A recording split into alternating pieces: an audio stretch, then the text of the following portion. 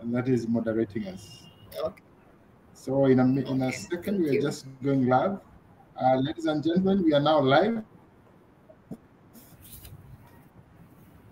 And we already have 13. So Monica, please go ahead and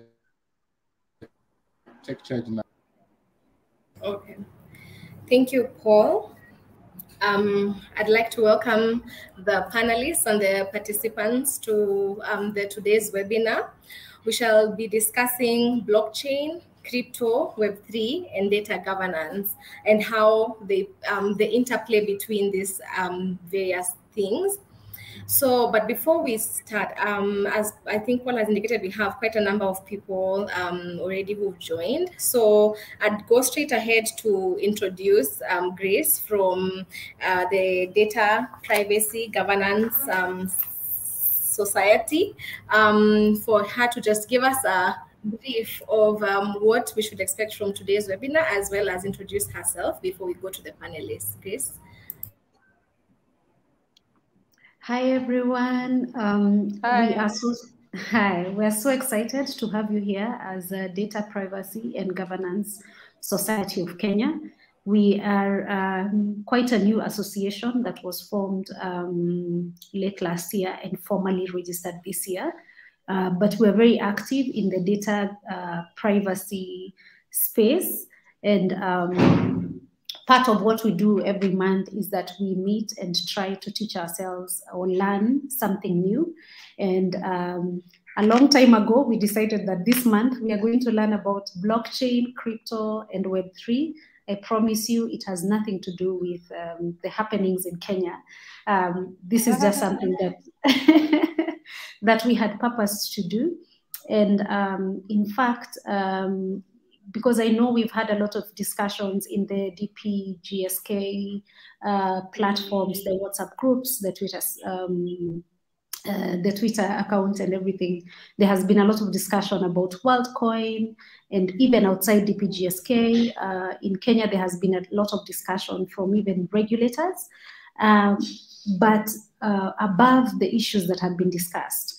Yeah, and to better understand the issues, we also want to go above and beyond data protection and privacy to ask ourselves, what is this crypto? What is this blockchain that they're talking about? What is this Web3? How does it intersect with the law and technology?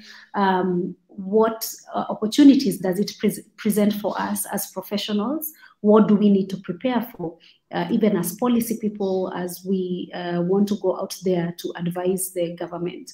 And so this is the whole objective of this space, and we are so glad that you joined us. I'm going to post in the chat more about the society and how you can follow us either online, and if you're more interested, how you can also join the society. But we are also very excited to be teaming up with the Africa Blockchain Youth Association, which is actually another professional association of blockchain ambassadors. They are the experts on these issues of blockchain, and they've been working at it for a while. And so they are at our disposal for us to learn more about these technologies and to figure out for ourselves how this intersects with the law, and also to learn about what is happening in other parts of Africa. We are so lucky to be having somebody from Tanzania and also experts who have been studying the happenings in other parts of Africa. So without any more spoilers, let me just hand it back to Monica and wish you all pleasant and enlightening session. Thank you, Grace. I like that you have mentioned that we are here to learn. So because this area is relatively new, especially to most legal and data protection practitioners. So I hope this session will be very enlightening and also very, very engaging, and that all the participants will just share their questions and their comments in the comment section. And so I'd like to introduce our panelists for the day. We have Paul Makolaka, and I hope I've said that right. He's the co-founder and executive director of the Africa Blockchain Youth Ambassadors, and he also wears several other hats. Actually, as I was preparing for this, I came across a lot of his articles on the finance bills and various laws in the country and how it will affect development and cybercrime and such other issues. And of course, I'll give him the opportunity to just introduce himself in more terms right after this. Thank you so much, Paul, for joining us. We have also Dr. Julian Droa. He's the co-founder and director in charge of strategy and quality assurance in the Africa Blockchain Youth Ambassadors organization. And he's also done a lot of work around the policy surrounding the topic of today. And so we'll be very interested in hearing his insights from him, but he'll also tell us more about his work when he's introducing himself. We have CPA Sandra Chogo, who I have just right now learned that was also a doctor. So it seems like she's wearing very many hats. And she's an author also, by the way, because I went stalking all of their LinkedIn pages just to know more about them. But she'll tell us more about that and the work that she does in the space of cryptocurrency and blockchain.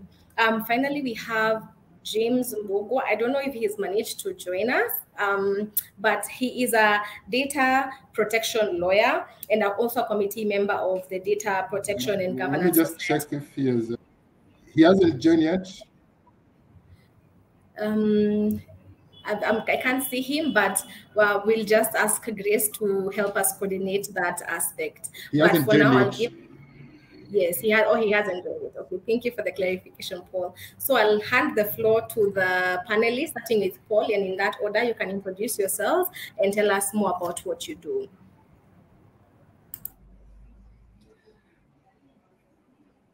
Yeah, so thank you very much, Monica, for that very precise introduction to myself. As you already alluded, my name is Paul Makolaka, and by the way, you did pronounce it very accurately. So I'm the co-founder and executive director for Africa Blockchain Youth Ambassadors, which is a Pan-African initiative that is empowering university students across Africa with the knowledge and skills on blockchain, crypto, and Web3. The other hat that I also wear is that I'm a senior research officer with the Blockchain and Climate Institute. This is a think tank that brings together expertise from across the globe to advocate for the use of emerging technologies like blockchain, AI, IoT to accelerate climate action. Of course, I am an ardent writer. I released my this year. You know, the potential of using blockchain to accelerate climate adaptation in Africa. So I'm hoping that probably by the end of the year, I could have another title to my name. I'm very passionate about blockchain and you know the potential that it has, especially for the African continent. For the African continent, I mean, for us is like it's an opportunity of a lifetime.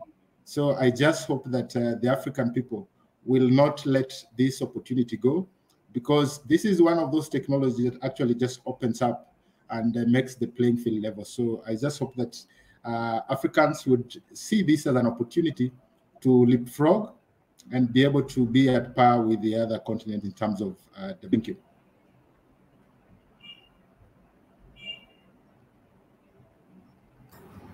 I assume I go next. Yeah, my name is Dr. Julian Droa.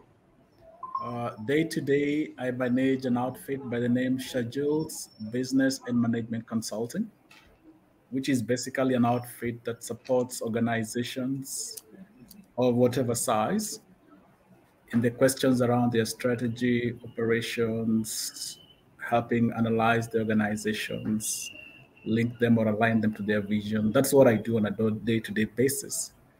But I'm also the strategy and quality assurance director of Abya, African Blockchain Youth Ambassadors.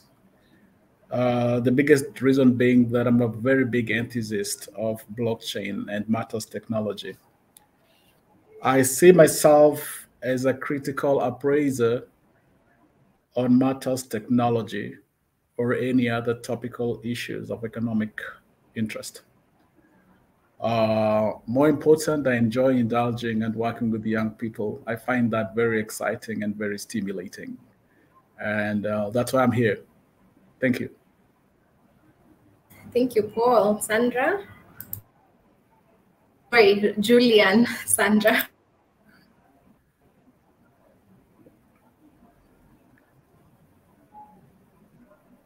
So is it me or Julian? No, it's you now. It's you now. Yeah, so my name is CPA Sandra Chogo. As I mentioned previously, I used to be a doctor. I now work as an auditor in the Office of the Controller and Auditor General here in Tanzania. So previously, I've been a financial auditor, but at present, I'm looking more into being an auditor for the technologies of the fourth industrial revolution.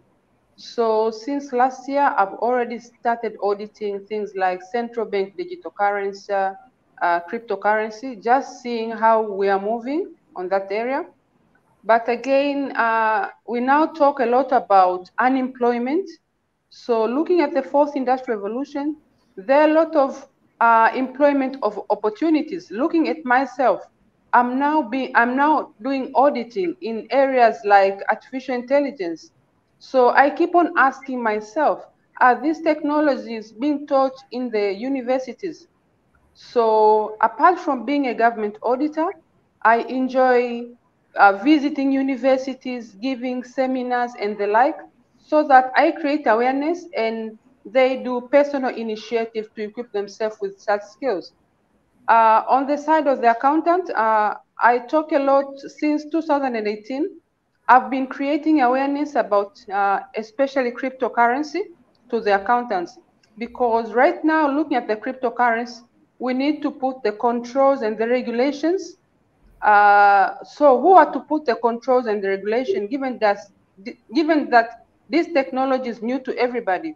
So it is we accountants, maybe, and the economists and the lawyers, we need to understand this technology, then sit down and see what should be the new regulations and the new controls. So that's why I've been trying my level best to make sure we accountants here in Tanzania understand this technology. And as mentioned again previously, I'm the author of 2 books. One is called Jielimishe Kuhusu Blockchain, Mapinduzi ya 4 ya Viwanda.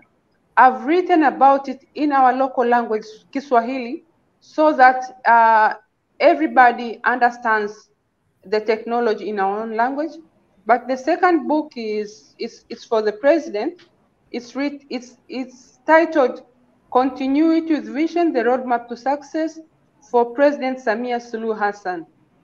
More about me, I think you'll be able to see it in my social media. I'm so active 24/7. Thank you. Thank you very much, CPA Sandra. I'd like to now invite James Mbugua, who's managed to join us. Kindly just give us a brief of what you do and tell us more about yourself, especially in relation to today's topic. Yes, hi, good afternoon, everyone. Yeah, so as you heard, my name is James Mbugua. Yes, I'm a data protection lawyer, and also I'm a member of the committee for the Data Protection and Governance Society of Kenya. So mainly I'm involved in just consultancy on data protection compliance issues, but my interest is far wider. My interest is far wider than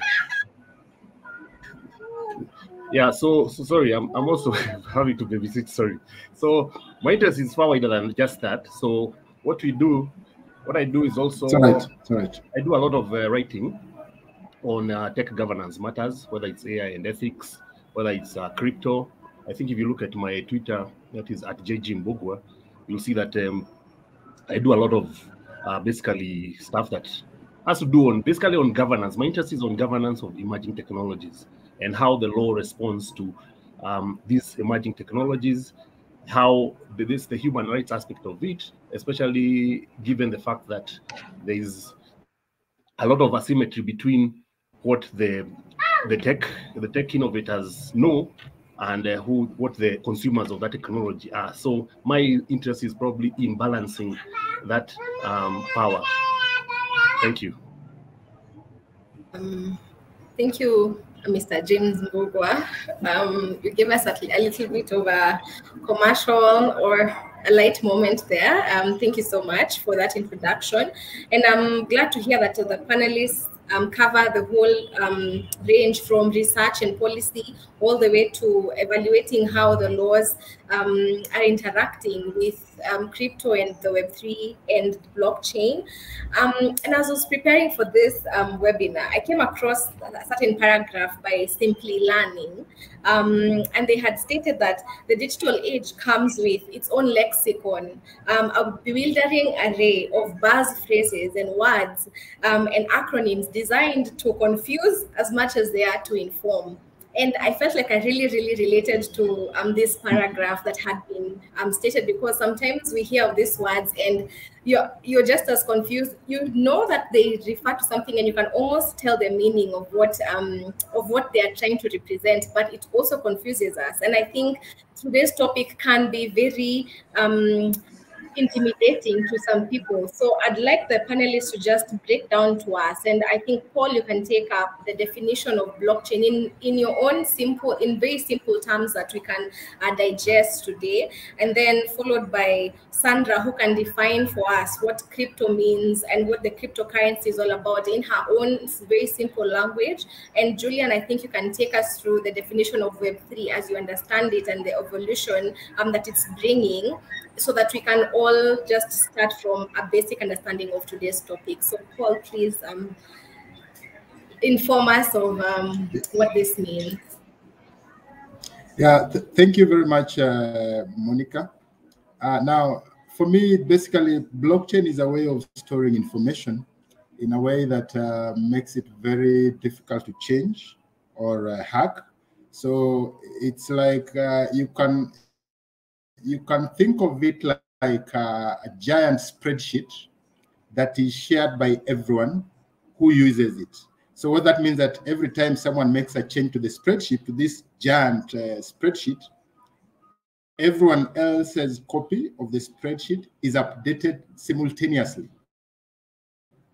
And then you could also think at it this way, being that giant spreadsheet, and every time someone makes a change, or someone does include adds a transaction, then everyone's copy is updated. So the implication to change the information that has already been put on the on the spreadsheet, because that means that they would have to change everyone else's copy. So you can imagine if in this giant spreadsheet it is being used by 1 million users. Yeah. So the only way that probably now you can change it is that you have to change the copies of all the million users simultaneously. So that is what makes blockchain very interesting. I hope that was a simplified version of what it is. Thank you. Yes, definitely. I think that is very easy to grasp, because a spreadsheet is something that we interact with on a almost daily basis. So thank you for that definition. Sandra, kindly take us through your understanding of what cryptocurrencies are in a very easy to understand way. Okay, I hope I'll not be technical, I'll be simple. So cryptocurrency is a combination, I can say, of two words, Bitcoin and altcoin. I mean, Bitcoin and the alternative to Bitcoin. That is what makes the name cryptocurrency. Cryptocurrencies, they are all in the digital form. You can't put them into your hand. They're all into the digital form. And there have been a lot of definitions as to what cryptocurrency is. So myself, I usually call them the digital representation of value, and it's just because some people see it as a currency, as money, but others see it as a payment method. Some others see it as an investment. So to me, cryptocurrency is a digital representation of value. It transfers value. And connecting blockchain and cryptocurrency is that blockchain is a platform which enables the transmission of cryptocurrency. And cryptocurrency include Bitcoin and the alternatives to the Bitcoin. Thank you. Thank you very much, Sandra. And I like that you went a step further and explained to us how they intermarry with blockchain. That is really, really helpful. And now, Dr. Julian, could you kindly explain to us what the Web3 entails and what this evolution is bringing about?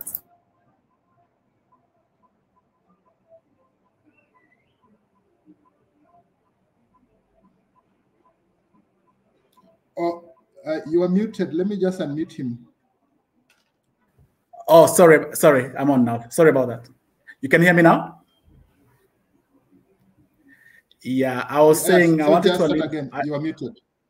Okay, thank you. I was alluding to your comment earlier about complex, and I was smiling about that because we are living in a world where when it's complex, it looks very sophisticated. I don't believe there's anything such thing as complex. We simply complicate. Having said that, I have my own choosing of how I understand Web3. When I'm looking at Web3, I cannot look at it in isolation from Web 1 and Web 2. So I think it helps for us to quickly acknowledge or appreciate what Web 1 and Web 2 was designed to do. Only then can we differentiate it with Web 3. So when I look at Web 1, I'm thinking about a device or a platform that offers or provides for a read or read only. It allows for some kind of a reading mechanics. Now, when you're thinking about Web 2, you're thinking about something that's been a bit enhanced that allows for participation. And this is very, very common when you're looking at the social web. So that's what Web 2 is designed to do. And then now when you come to Web 3, you're looking at something a little bit more advanced. You can read in it, you can write in it, you can create in it, you can execute in it, and you can also decentralize in it. It's open to everyone, and it's also facilitated or blockchain rides on it. In concluding, I will say you can call it an enabler of a network of meaningfully linked data, an enabler of a network of meaningfully linked data. So that's how I want to understand Web3 to me. Thank you. Thank you very much for the definitions. I feel like they were absolutely easy to understand, especially for anyone with even just a little bit of knowledge on the area that we're discussing today. And now to understand blockchain and crypto and Web3, I'd like to just invite Mr. James Mbugwa to tell us how to define data governance for us in the first instance, and then tell us how data governance is marries or interacts with crypto and the Web3 evolution. James, kindly take us through that.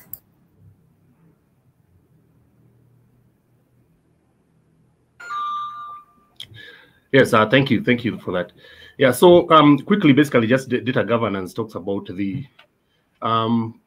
governance structures that you have in place to ensure that data that you collect, not just personal data, but data that you collect, you maintain the integrity of that data, its security, its accuracy, and even the access controls, the technical and organizational structures you have in place to ensure the integrity of that data. And more importantly, now when it comes to personal data, obviously within the guidelines of the data protection laws, we look at basically how you're handling data that you collect from people. Basically, there's sometimes a bit of confusion between privacy and data protection. And basically, when we're talking about data governance, we're more talking about data protection, because privacy is really about the right to be left alone. I don't want you to know anything about me.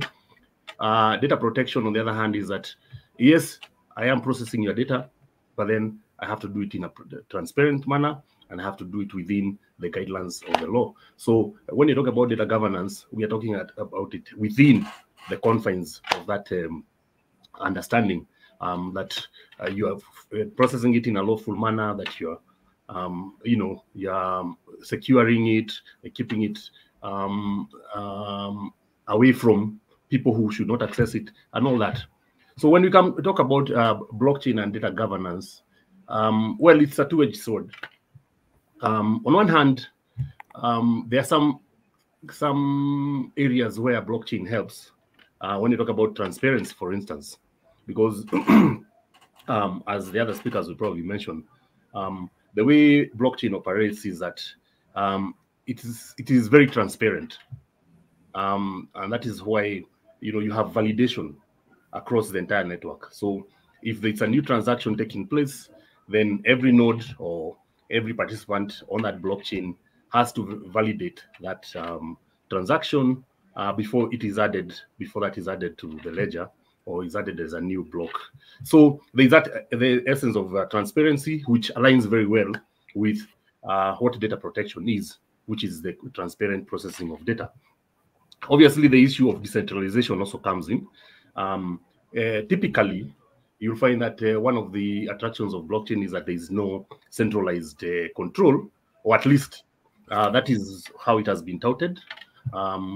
In practice, what we have seen may have been slightly different, despite the names that are given, decentralized finance, whatever. It all turns out that sometimes, either if there is no centralized control, there is some sort of, what would I call it, capture by those who have more power on the network.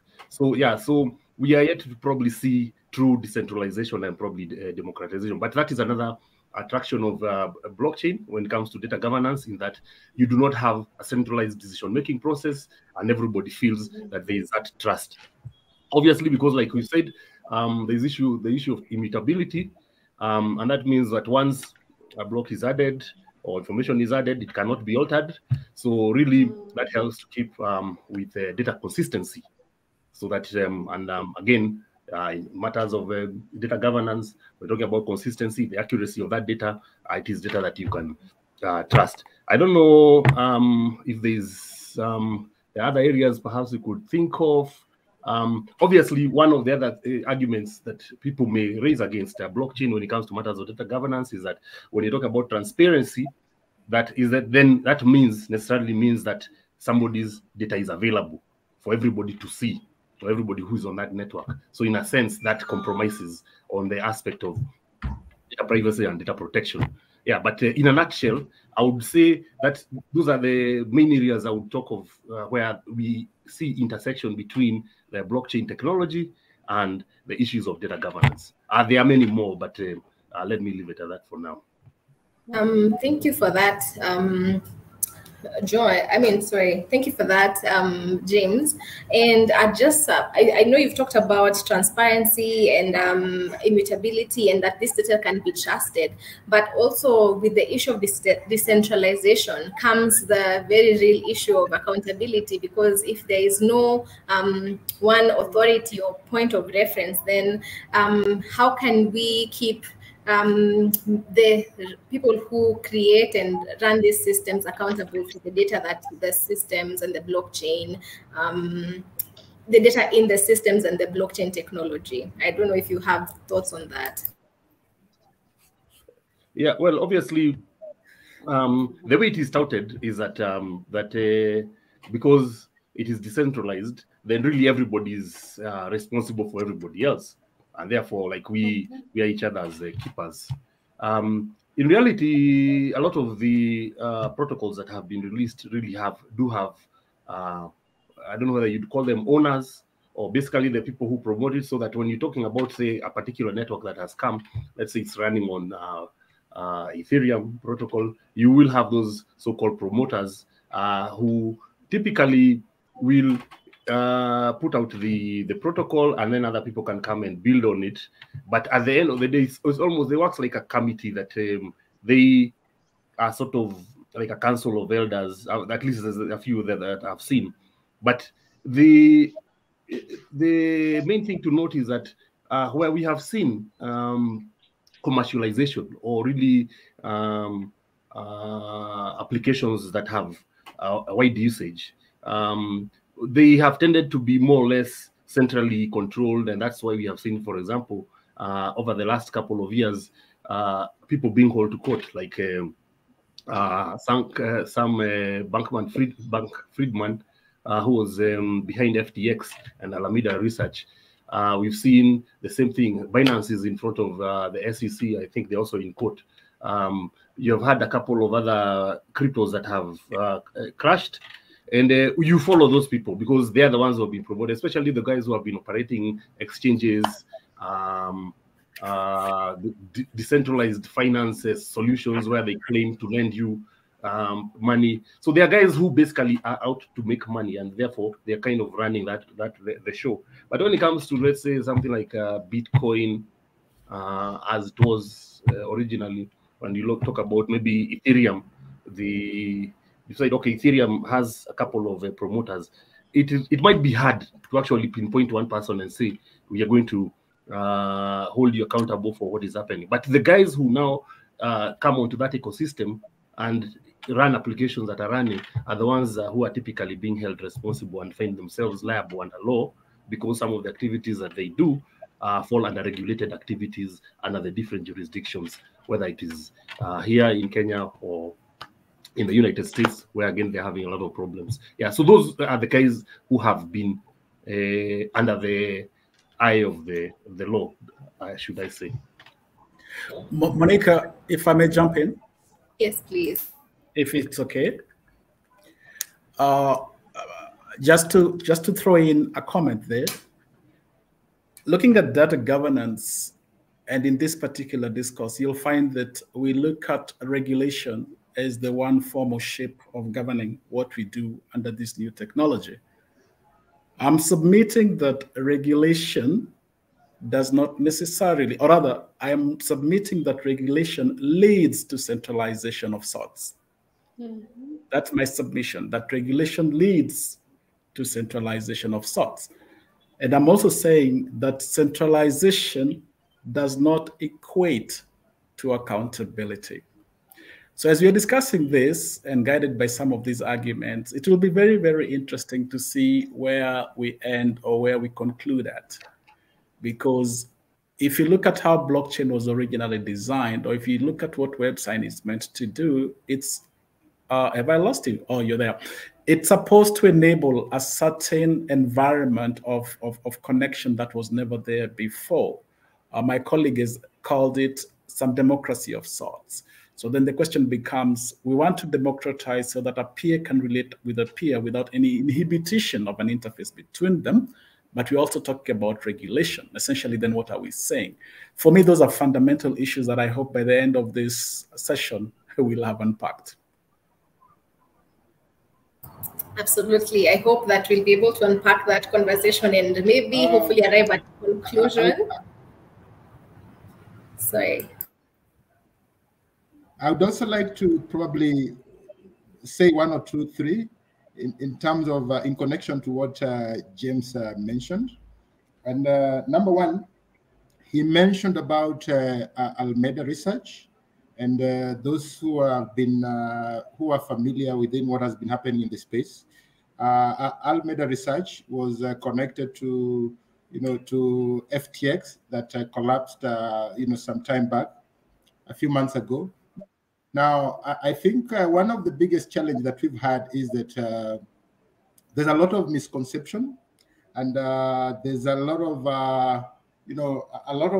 lack of clarity in terms of being able to differentiate between oranges and apples. So having said that, let me just probably clarify that, for example, FTX was a platform that was trading on digital assets. It was not a blockchain protocol, and it was not a chain for that matter. So I think so. It was like any other centralized business that was trading on digital assets, and when it collapsed, a lot of people equated that to cryptocurrency having problems. Yeah, and then number two, he also mentioned Binance.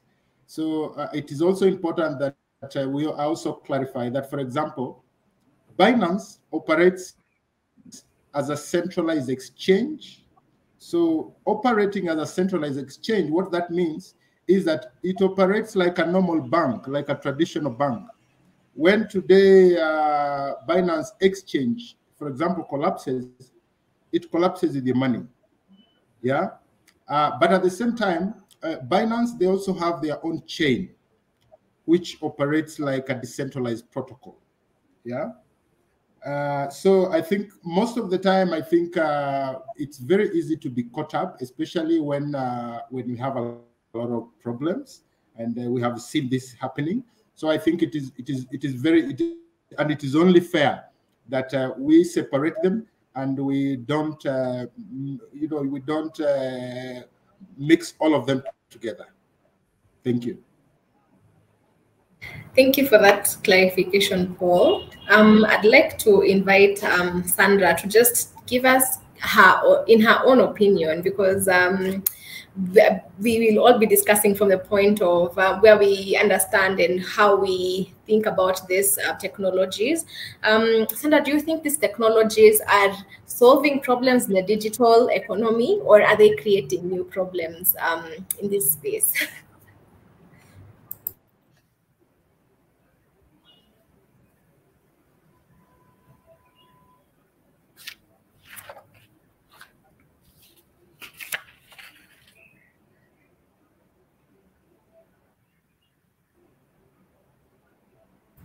Sandra, I think you're muted. Kindly unmute. Oh, yeah. Oh, sorry. Yes, she's muted. I have unmuted. Do you hear me now? Okay. Yeah. So I was saying that. Okay. So I was saying that they are creating both opportunities and risks. For example, looking at the cryptocurrency, they're interrupting the functioning of the central bank, and to the economy, that is a very big problem. Eventually, they might lead to lack of control of money by the central bank, and that's a very big problem to the economy. But on the other side, they're also creating a lot of opportunities. For example, I now see a lot of, being an accountant, I see a lot of job opportunities whereby cryptocurrency accountants are needed. There are a lot of tax issues with cryptocurrency. So like here in Tanzania, the Tanzania Revenue Authorities, they are now studying hard about the cryptocurrency, and I won't be surprised to see them advertising employment opportunities in the area with needing somebody with an expertise in cryptocurrency. So I see both opportunities and the risks in this area. Thank you. Thank you. And I'd like, because this is Sandra's point of view, I'd like to hear Paul's and Dr. Julian's point of views on especially the risks that are brought about by the cryptocurrency and blockchain technology. Do you think, for example, by interrupting the control of the central banks of the various countries, is this a risk, or do you think this is something that we just need to get over so that we can accept the advancement in technology? I'd like to hear what your views are on the risks, and also if you can touch on more opportunities or benefits that have been brought about by the Web3 and and cryptocurrency and blockchain. Actually, to the central bank, I see it as the risks, but to the individuals, I see it as an opportunity, because individuals are now able to transfer funds at a much faster, at a shorter period of time, but at a reduced fee. For example, I've been somewhere here in Tanzania, in Zanzibar. I see a lot of tourists who are coming with cryptocurrency in their hand. And in the local communities, the mawakala of M-Pesa and Tigo Pesa there, they're now providing that service. So it could be a risk to the central bank and to the economy, but to the individuals, it's an opportunity. Maybe, I don't remember the other question you asked. No, actually, thank you for that addition. I just wanted to hear Julian's and Paul's opinion on whether this crypto is and blockchain is bringing more risks or is solving problems. Okay, thanks. Yeah, Dr. you want to go first? Okay, I can go first. Yeah. Monica, there's private and public blockchain. So when you look at public blockchain, the public blockchain data is open to everyone, which is a good thing, meaning that anybody who has access to a computer or a computer device can do something, can develop something, can create something, can be engaged in an activity one way or the other, enabled by Web3. That's a very, very big plus for this technology. Does that create other risks? Yes. For those of us who are really consumed with tracking others, those of us who are consumed at policing others, then that presents a problem. The other issue is that blockchain comes in many designs and many use cases, which tells me that technologically, through advancement of of concepts or theories, you can develop different kind of solutions to different kind of problems. That's a big benefit if you ask me. But then the flip side then becomes, if we want to speak regulation in an environment that there's a lot of clutter and clang, there's a lot of going on. I mean, how do you go about managing that kind of space? I think we're beginning to see a new world order that's going to be way too complicated than we've ever imagined. Then think about coding. And think about how we do contracts today. Think about smart contracts, for example. The fact that it can be triggered automatically based on performance and considerations made upon delivering of a certain aspect of work with the minimum, limited or zero human intervention, that for me is a big, big, big plus. But then there's a flip side to that again. Supposing there's an error in the original stage of coding, and then you have to execute that particular smart contract. What does that mean? So like every other concept, I will argue, they are good and they are bad. And there's nothing that will ever be perfect. So for the society or for the communities to try and look for a perfect blockchain environment, it will never happen. I think for me, it's about learning, testing and learning. And for me, it's about thriving in a state of chaos until such a place that we can say that we have received a certain level of stability within this space that gives everybody comfort. I've argued before in another forum that if you look at banks as they are constituted today, if you went back 200 years, I'm sure you'll see a lot of chaos. And that is what we are seeing today. So the panic and the excitement that I see sometimes, in my view, is a little bit unfounded. But blockchain for me has both sides. It all calls for us to be very smart in how we want to run and enhance it. Thank you. Thank you, Dr. Ree. Paul, do you have anything to add?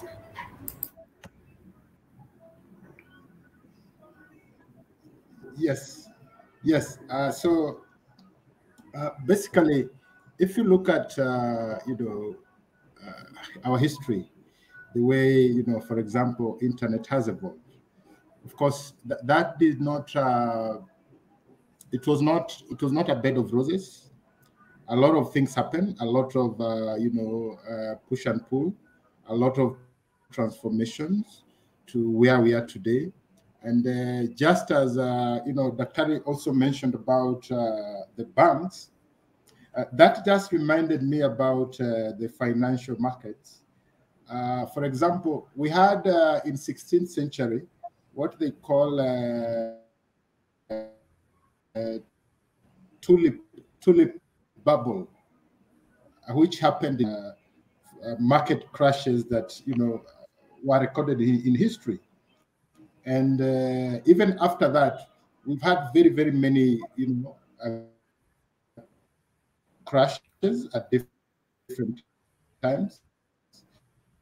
But whenever those, you know, they never discredited the, you know, the rationale for having a financial market. They you know, they always find a way of, you know, moving or growing from that incident. So it is also the same thing, because, and even Daktari has already mentioned that, you know, there's nothing that is perfect. There are always two sides of the coin. So I think it would be very unfair and very irrational, and even stupid for that matter, to want to throw the baby with the water just because, for example, there have been some issues within the cryptocurrency market. And, you know, if you compare, for example, blockchain technology with other technologies, especially if you look at it in retrospect to, you know, technology life cycle. Now, blockchain has been, you know, for a very short period of time. And if you look at how it has performed compared even to other technologies, I think it has done it has done quite well compared to other technologies. In fact, the other day I looked at a report that was comparing, for example, that was comparing to other asset classes like ETFs, like stock markets, like bonds, and they were doing a comparison over 30 years. And you'll be surprised and shocked that Bitcoin outperformed all of them. Yes. So of course, it is normal that, given that this is still a very nascent technology, I mean, we are bound to experience a lot of hiccups here and there. And for example, some of the biggest challenges that I think blockchain has had as a technology is that, for example, we've had issues to do with speed. We've had issues to do with scaling. And there are a lot of solutions that, for example, are coming up. Like, for example, a lot of layer 2 solutions within the blockchain networks are coming in to solve the issue of speed and scaling. And now we're even talking of layer 3 blockchains. Yeah. And then there's the other issue of, you know, of volatility. Now, of course, it is understandable that, you know, cryptocurrency has been very volatile, but there are also other solutions that have emerged. For example, stable coins coming to solve that issue of volatility. So, the point is that, you know, there will always be both sides of the coin.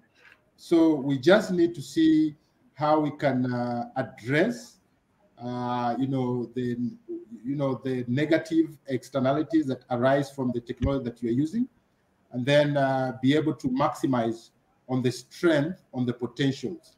But it would be very folly. It would be folly of us to throw away a technology just because we have seen that there are some challenges here and there. Thank you. Thank you so much, Paul. And I like that you have mentioned that actually all the three of you have brought about very clearly that yes, there's a lot of good that is coming from blockchain and the Web3 evolution, but there are also risks. And from what you've mentioned, that although it's not a perfect environment yet, and I don't know if it will ever become a perfect environment, but because we learn from the past, and we've seen that a lot of new things, when they're being introduced, they're prone to either failing or just succeeding. And when it fails, there needs to be systems in place to protect the citizens and the private persons who interact in these spaces. And so how can we do that? How can the African countries embrace regulation in a way that will promote the development of this technology? Because as we have discussed, there's a lot of advantages that can come from it, while still protecting the citizens that are trading on these platforms and using these technologies for different activities. And I'd just like to hear from James Mbugwa, or as a start, on a few African countries and how they have dealt with these technologies. Are they regulating these technologies solely for the purpose of earning from them? Because I know that is something that we have seen in African countries where we do not necessarily acknowledge the technology, but we just want to regulate it so that we can tax the proceeds of the technology. So what are some of the trends that we are seeing in Africa on how the regulation is evolving and how are African countries reacting or responding to the technologies that we are seeing? James, kindly just start us off. Okay, thank you. Actually, I'm glad that you mentioned that. Actually, I wanted to mention that as one of the risks that we face, what the previous speakers were talking about. I believe currently live and present in Africa, the most present challenges or risks we face basically that regulatory challenges, of course, data privacy. I expect that we may have problems with maybe currency bubbles or the so-called digital currency bubbles. And also, I think corruption is also a risk in the sense that if we look to adopt some of these blockchain solutions, especially in land management and health, you may come across corruption challenges. But now back to the regulatory issues. It is precisely a risk because I feel, or rather, at least in my opinion, it's a risk in two ways. Either we could get it wrong because we misunderstand the technology. And that often happens where, technology is too sophisticated, people do not understand it. They either use existing regulation, which really was not designed for that kind of technology or that kind of eventuality, and try to apply it to that because they get it wrong. Or you could find us ending up stifling the development of technology because we want to err on the cautious, or we want to proceed with abundance of caution. So what we end up doing is stifling. And of course, so some of the solutions that have been, of course, given for that would be sandbox regulation, where you basically sort of the regulator. I believe here, for example, in Kenya, the Communications Authority of Kenya, I think the Capital Markets Authority of Kenya also has a sort of a sandbox regulation approach where you're sort of working within the confines of some sort of straitjacket, and you can do the testing before you pilot, before you actually let it out to the masses. It is not a challenge that is unique to us. I believe right now, even as we are speaking, the confusion over who should regulate some of these technologies, you can see it also in the United States, for example. It is not clear between the Securities Exchange Commission and the CFTC, which deals with the commodity futures, the Commodities Futures Trading Commission, who is supposed to be in charge. So the SEC has come out with its own, for example, its own definitions of some of these digital assets as securities and wants them to be regulated under securities law, which of course has been opposed very vigorously by the likes of Ripple, the likes of Binance. So there is that. The CFTC, on the other hand, Lisa Khan there also feels that she's the one who should be regulating, and that these are commodity futures or may fall under commodity futures. So we're seeing that sort of thing there. When you go to the countries like Russia, they are now looking at how to mainstream that. I think basically because of the war in Ukraine and the sanctions and the inability to access the world banking system, they have seen that crypto is a way to. So they have their own approach where they want to mainstream it into their trading. Kenya, for instance, the Central Bank of Kenya has cautioned. I don't know why our regulators have this tendency to, rather than espouse wisdom and educate, they tell us you need to be cautious. So the Central Bank has said that we need to be cautious, that it is not recognized currency. So really, there is no recourse in law if you find yourself in and quite a number of people have lost money. The Kenya Revenue Authority, on the other hand, has proposed, and now in the Finance Act, is now going to tax transactions in digital assets. Now, those have not yet properly been defined, but it has gone ahead and said, we are going to expect you 24 hours within after the transaction is closed that you pay as tax. Now, it has not been defined whether it's a tax on the fee on the transaction fee, or is it on the any gain that has been a capital gain? Who knows? And the Dr. Ndemo, the former PS, I think they did a report on blockchain, and I wish we had really built on that because now it's a few years back, which probably would have guided us into how we can approach regulation in this space. Personally, what I would probably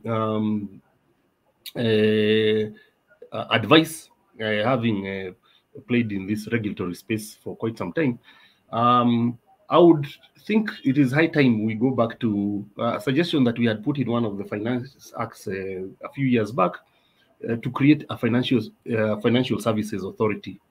I believe time is past for having these multiple approaches or multiple regulators over one particular product, because right now you have everybody looking to regulate here. CMA has the Capital Markets Authority in Kenya yesterday released a statement saying about the WorldCoin, which has been the big news here. The Office of the Data Protection Commissioner, from a standpoint of data protection, they released a statement. The Communications Authority, the same. The Ministry of Interior and National Security, they said this is they are yet to figure out the national security. And I think we do need, and I'm very sure even the KRA will come in, the Financial Reporting Center will come in. I think we may need to, first of all, have this multi-sectoral approach, have a sit down, figure out how to move forward. But number two, we do need to probably have one financial services authority, so that we do not have multiple people coming from the aspect of money laundering. They have their own law, and we have a law on that. People on cyber crimes and misuse of, we have laws on that. The Data Protection Act, it has its own which touch on this. When you're talking about communications, KICA, which is the Kenya Information and Communications Act, overseen by the Communication Authority, they have their say. So maybe we do need to have one regulator, just the same way we are moving the mobile money platforms out of their mother companies. So we have just one regulator who may be able to understand these assets and perhaps be able to offer better guidance. Thank you. Thank you, James. So are you suggesting that we need to have a cryptocurrencies acts and and the like in Kenya as a basic or mother act, and then the other sectors like the Office of the Data Protection Commissioner and FRC come in to just regulate, oversee the specific areas that they are overseeing currently? Is that what you're suggesting? Well, not precisely. Obviously, we will do need to have in existing regulations provisions that address themselves to this sort of digital assets, whether it's cryptocurrency or even the other coming ones, the NFTs and all that. There is need to actually have in law something that recognizes somewhere that somebody can refer to, even when they're entering into contractual agreements. They can say, by the way, referring to this provision ABCD, this is what it says.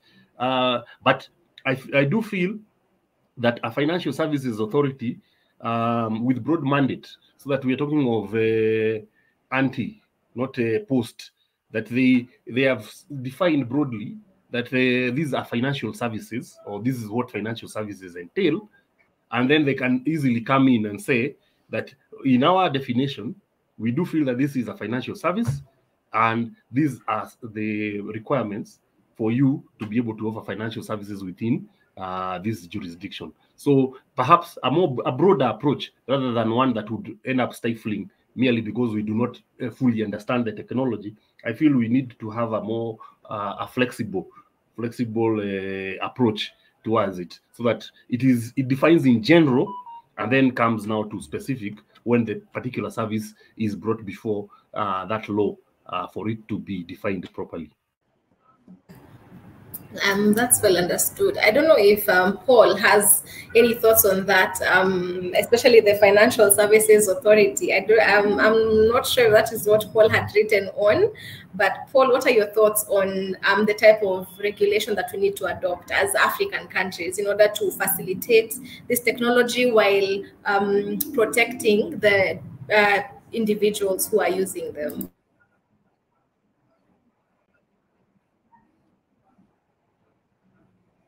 Yeah, so thank you very much, Monica. So allow me to make a number of comments. Number one, I think that they always say that it is good to learn from best practices, and I think if you look at across the globe, I think Europe has set itself as a leader in this area, in terms of how they are looking at it from a regulatory perspective.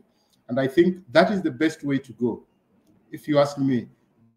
Because I don't believe that every African country, like Kenya or Tanzania, trying to have their own piecemeal legislation will help. Because look at it this way. When you talk of a DeFi that is enabling cross-border payment, so this is a payment that is going to interact with people from different jurisdictions. These are assets that are going to move from one jurisdiction to another. So there's no way that you can think of having regulation in this space from a traditional point of view. That cannot work. That is like putting new wine in old wineskin, and that cannot work. And then the other thing is that, for example, if you look at the mechanics, how blockchain works. You see, one of the things that was actually very transformative for the blockchain as a technology to get a breakthrough was that, for example, within the blockchain, you have different participants, and these participants communicate through peer-to-peer model of communication. And then you are assuming that not every player is going to be a good player. Not every player will play fair. So how do you now ensure that within the network you have, that everyone does the correct thing, or everyone does the right thing? And one of the things that was very transformative for this technology was to bring in what we call a consensus mechanism. So through a consensus mechanism, you are able to incentivize people to behave well. You are able to incentivize players you are able to encourage good behavior. So, and I'm thinking to myself, what if, from a regulatory perspective, what if there's a way that, we could encourage good behavior so that I'm incentivized to even remit my taxes before the taxman actually even asks for it? What if there's a way that, we can incentivize organizations to, to go for good behavior rather than the other way around? And the other point that I would also like to make is that from my experience, having done a lot of research within the climate change space, there's one thing that I've learned and I've observed over the years, and I think it has worked very, very well. If you look at the climate change space, countries do not come up with their own regulatory frameworks. So what they do, they come up with international protocols. Like, for example, we had the Kyoto Protocol, and then we have the Paris Agreement. These are international protocols that member countries come and have a consensus and agree on. So once they have agreed on this protocol and they ratify them, then they ask each member country to now domesticate them according to their specific context according to their specific environment. So for me, I think this is one of the things that we could borrow from climate change, and so that instead of each country trying to come up with their own piecemeal laws and regulation, why not, for example, rally for a single protocol that will be applicable in across the continent, and then once that happens, now you now ask each country to domesticate those protocols to meet their specific needs. I think that would be the best way to look at it. Thank you. Thank you, Paul, for introducing that angle of consensus regulation, and then just there is for the regulation to now just be altered here and there to fit the particular state that that is overseeing the particular technology. And I'd just like to hear from Sandra on some of the laws that have been implemented in Tanzania to regulate these technologies, so the cryptocurrencies and other Web3 advancements, and are they working? And is it facilitating the technologies, or is it stifling them? I'd like to hear from you, Sandra. Okay, at the moment, we still don't have any regulations or any policy relating to any of these technologies, but it's only recent that a Data Protection Act was approved by the Parliament. So, and there was a report, fiscal report, that was released in about 2 weeks ago, and the results were that a lot of Tanzanians have invested more in cryptocurrency than in bonds and UTT. And as a result, the central bank issued a warning that investing in cryptocurrency is risky, but they also said that they are doing something about it, because they've also noticed that we cannot run away from this technology. We just need to see what needs to be done by reducing the risks. Yeah, that's it. Thank you, and I guess we have the same reactions from the authorities in the different countries, just issuing warnings without trying to educate the citizens on this. And at the end of it all, we really cannot ignore the advancement in technology. And now I'd like to hear from Dr. Julian on some of the laws that Kenya has implemented to regulate aspects of the cryptocurrency and Web3, apart from the Data Protection Act, which we can look at maybe more specifically later. What are some of the laws that are regulated or are in the process or are proposed to be regulated to govern this space?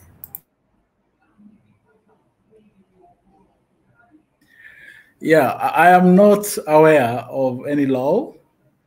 I'm not aware of any policy. I'm not aware of any frameworks. What I'm aware of are cautions. There have been several cautions, especially coming from the former governor of Central Bank. They classify crypto as risky.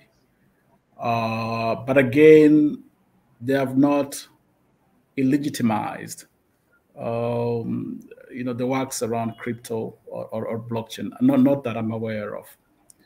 But what's my view to that? I think my view to full regulation of this space will essentially kill it. Because if you look at the original philosophy behind blockchain and now current crypto, and Dr. Sandra has done a very good job of describing what crypto is. It was meant to get people involved in the process of wealth creation. I know government wants a stake in it, and I think that's where the biggest issue is. They want a stake in it. What we should be asking is how government can plug in without interfering with the infrastructure of blockchain or the principles or the processes that govern it. Just say, this is what we want because you're developing wealth. We continue to provide this and this and this for you and an environment for you to thrive. What's our take? Then within the blockchain environment, we should be asking the questions around what extra item do we need to build in so that government with minimum disruption to what's happening with that space can get what is due to them. So I'm living in a totally different world. I know Paul has spoken about regulation and how we can look at it. He's talking about, he's given the example of Kyoto and how the climate change can be used as a model to governing this particular space. And again, respectfully, I'm saying no. This is not what was originally envisaged with the drafters of blockchain and crypto. They looked at a situation where a peer and peer can engage in meaningful activity. Now, what we are now doing is because of the bad apples, and there will always be bad apples in any kind of initiative, we are trying to kill the goose that I believe should be laying the golden egg. So I'm strongly opposed, very, very opposed to regulation. If there's going to be any, it has to be minimal. And at best, blockchain should be self-governing. That's how I see it. How that works, I still haven't figured it out. And I think it is something somebody needs to go back and see how best it can work. But going back to the traditional way of doing things, it's going to kill what I think it's a very, very big push for change in the world today. Then I think to make peace between Paul's and Dr. Julian's views, then we need, so I believe then what we are saying is that we need laws so that at minimum we protect the individuals using these technologies while not interfering and stifling these technologies and their advancement. Is that what I'm hearing? What I'm saying, again, just to emphasize, in every change, is there potential for loss? There's always a potential for loss. What we should be defining is our threshold or our level of tolerance on how much is not too much. Because every time we want to change something, we are disrupting something else. In the process, if you disturb the status quo, something is going to give. And part of that could be, people losing money. And I gave an example that banks 100 or 200 years ago, not that I have any literature to support it, before they got to a place where now they're fully stable, there must have been issues. But I'm sure they were allowed to thrive over time. There must be thousands and thousands of people who lost their money. But we are at a place now where you can say that it is self-functioning. So, Madam Moderator, that's how I think. I'm not a big enthusiast of regulation where blockchain and Web3 is concerned. That is well understood. And so I think then we can just move on from this point of regulation, unless any of the panelists has something to add. So it seems like that area is properly covered. Yes, then I can just, no, I mean, can I was hoping to hear from James. I wouldn't let this go. Absolutely. I wouldn't let this go just like that. Yeah. So I don't. Let me let James. I think say something before he can join in. Yeah. Okay. Yes. Thank you.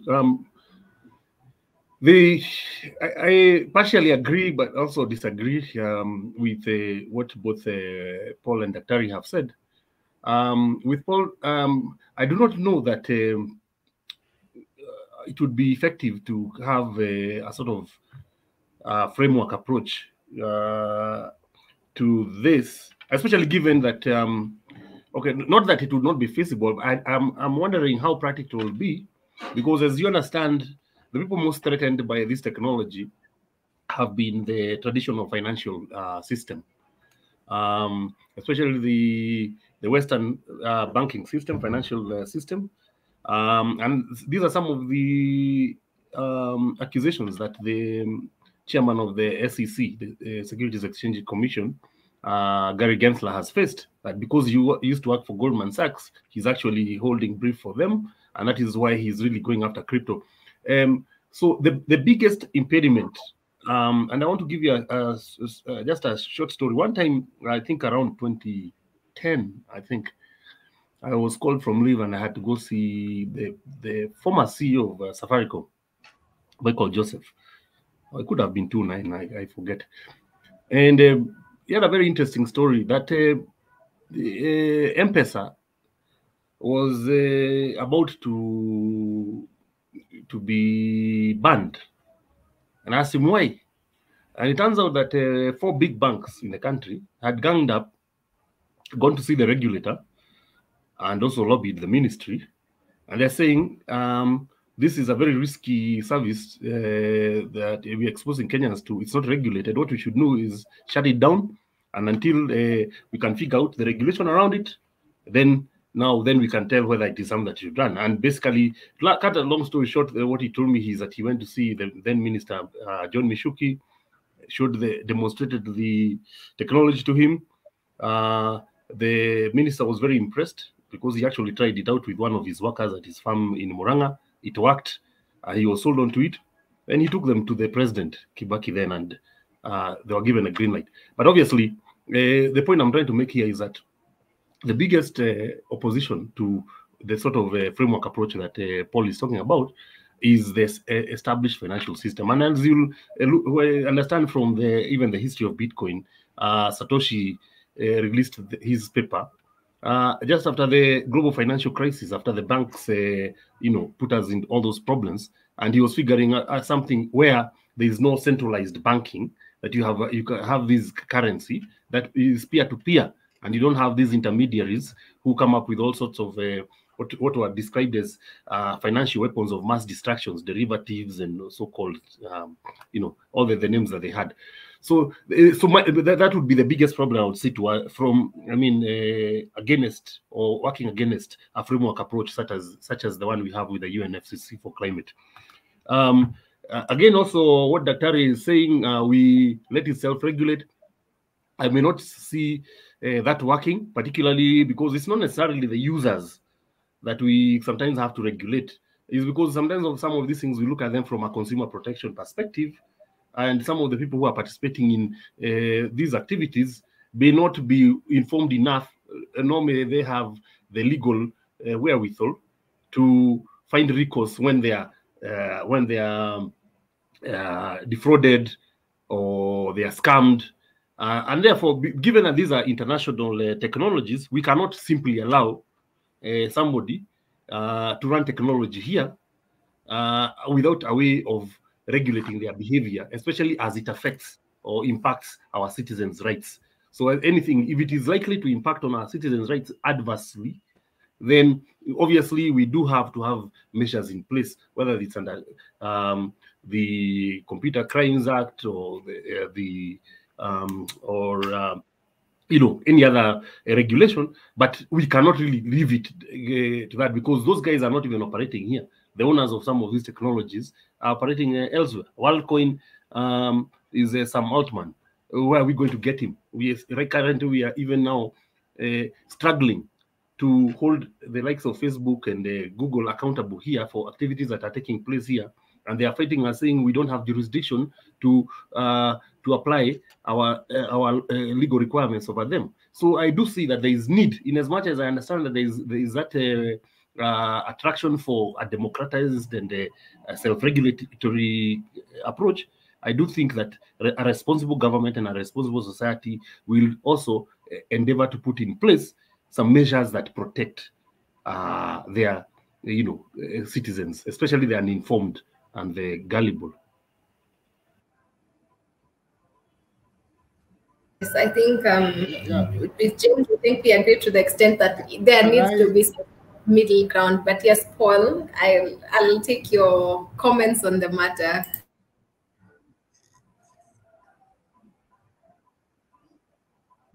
Okay. Paul? Thank you. So, yes. So what I wanted to say is that, for example, let me give you a scenario.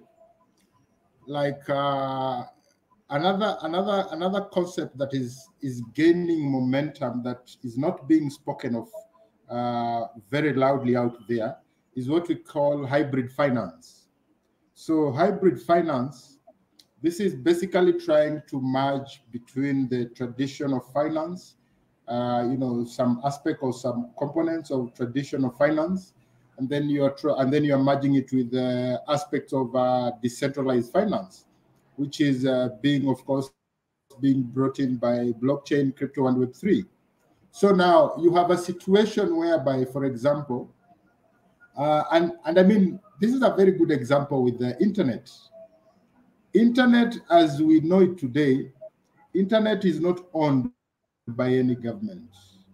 Internet itself as a technology that that runs on the base layer is not regulated by any government. But regulation only touches on what happens on top. Regulation touches on data. Regulation touches on how people or organizations interact on top of the internet infrastructure. So for me, regulation would not, it is not even possible and it's not even viable to regulate blockchain itself as a technology, because this is something that is decentralized. How do you regulate that? I mean, it's not possible. Yeah.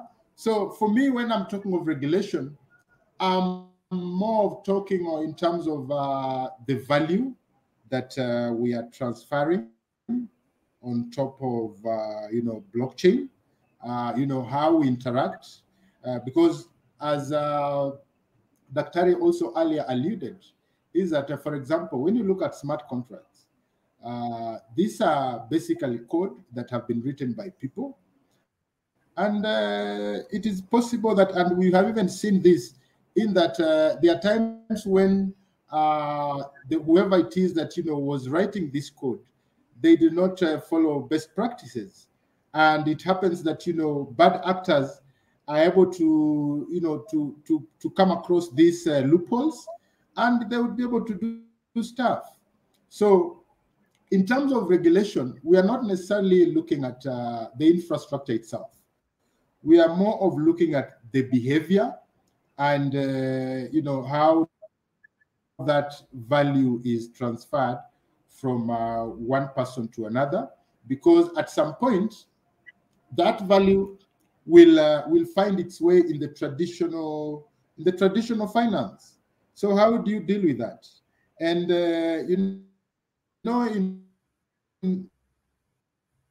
in traditional finance, when profits are made, they are privatized.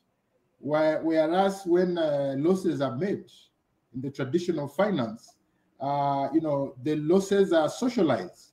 So what that means by socialization is that we all pay in terms of the bailouts, yeah. But for example, now in a decentralized finance, if somebody did not, let's say, take precaution to write a good code, or for example, if someone puts a malicious code that is able to create problems, how do we deal with that? Because now those are hard questions that we need to ask ourselves. Of course, this is a very new territory for all of us. We are all trying to find our footing, and we may not have all the answers now, but these are the conversations that we should have.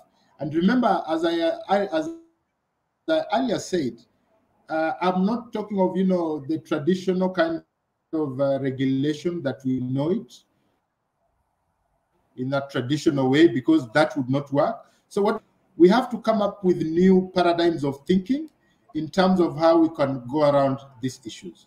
So that is my submission. Thank you. Thank you, Paul. And I'm loving the debate that we are having. At this point, I'd just like to remind the participants that you can drop your comments and your questions in the chat section, and we'll just take them after we conclude the conversation. And I thought, Sandra, I thought you had something to say. You had interjected. Kindly give us your thoughts on the topic that we're discussing. Yeah, I'm really also enjoying the session. So what I wanted to contribute is, we are so much into the regulation, and we forget to give education or knowledge or awareness to the citizens.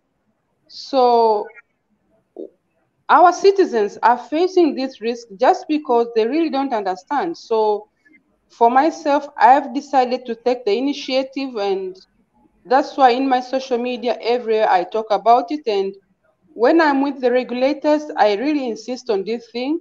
We need to create awareness. At least it's one way of minimizing the risks. Thank you.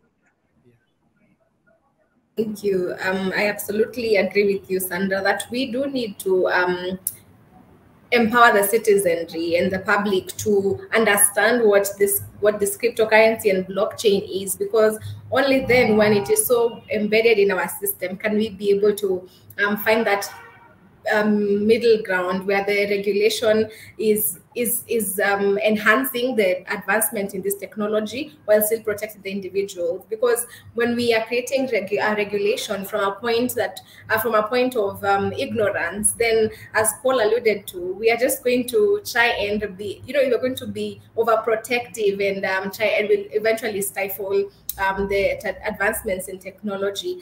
And I like that debate. And I don't know if Dr. Julian, you feel like your questions or your submissions that you had made in the beginning have been answered. That regulation, that regulation in itself enhances centralization in a way to this very decentralized technology. And whether centralization in itself does not equate to accountability. However, I think I would submit that centralization goes a long way in helping us enhance accountability to these systems. But this conversation is so wide, and if we decide to go on and on, we can talk about this all day long, because it covers so many areas, and there are so many new advancements every day we are seeing. There's offshoots of blockchain and cryptocurrency and the Web3 technology.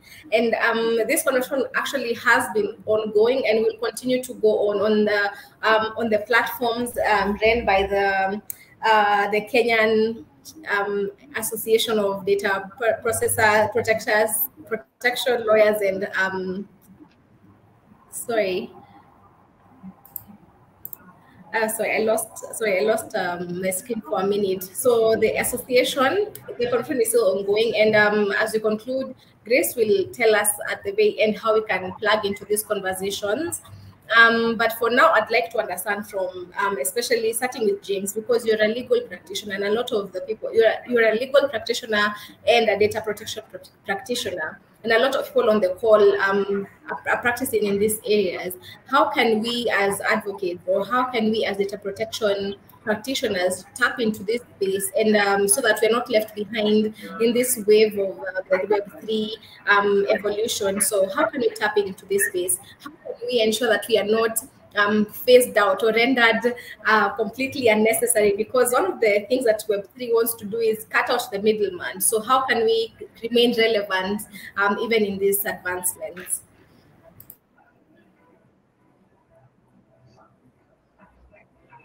Yeah, that's an interesting question. I mean, with every technology that comes, there's always the doomsday predictions that now this one is going to render so many people redundant.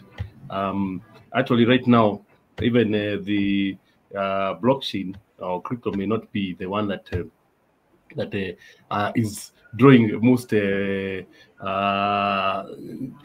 I think AI is also, in that conversation, and people are talking about whether now we need lawyers, especially for drawing up contracts.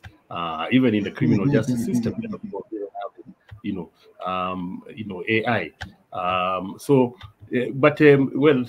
Keeping it here on blockchain, obviously there would be a number of opportunities. Of course, first of all, it would be good to understand the technology so that you can be able to understand the use cases.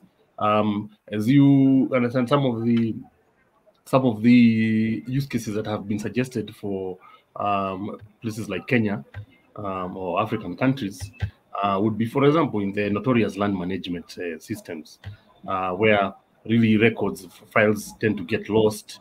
You have multiple issues of allotment letters, or even duplicate title deeds, where you cannot even ascertain who is the original holder of title.